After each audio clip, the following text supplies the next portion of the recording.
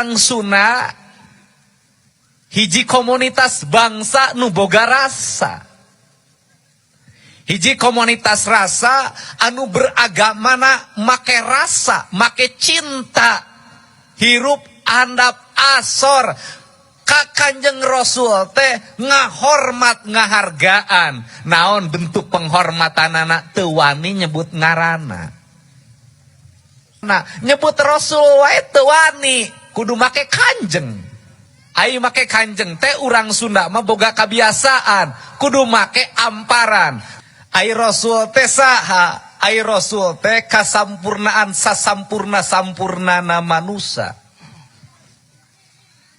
Teu aya wates wangen dirina, tapi hirupna dikepung ku kabingung, diudag ku kasusah, salilana dinu ancaman, salilana pada moro, pada ngewa, pada nyakia, pada nyiksa. Tapi dinu dirina teu aya rasa dendam kasing sahawai oge.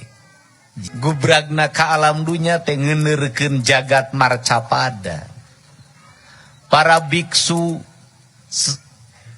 semu alum, pandeta semu binga, sadayana nyambut kahiji kamuliaan diri. Di akuna teu lain ku golonganana, ku sadaya golongan naon? Kusadaya golongan jalmi nu gaduh sifat-sifat keimanan. Urang mah nyebutna para ahli kitab. Para ahli kitab ngaku ka Kanjeng Rasul sadayana ge nyaksi pan urang mah bener teh di aku ku golonganana sorangan. Ari Rasul teh diturunkeun ka alam dunya teh jang naon, nyampurnakeun akhlak saha nu disampurnakeun ku Rasul? Akhlak para pamimpin zaman harita nu teu mere kaadilan ka papada hirup. Kunaon teu mere kaadilan ka papada hirup?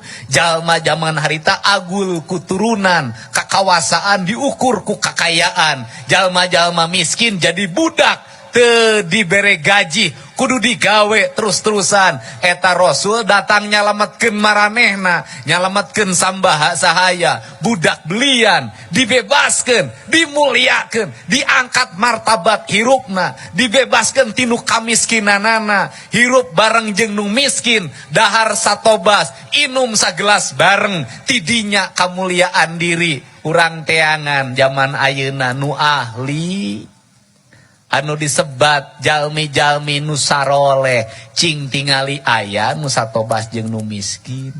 Aya ngan urang teu apal.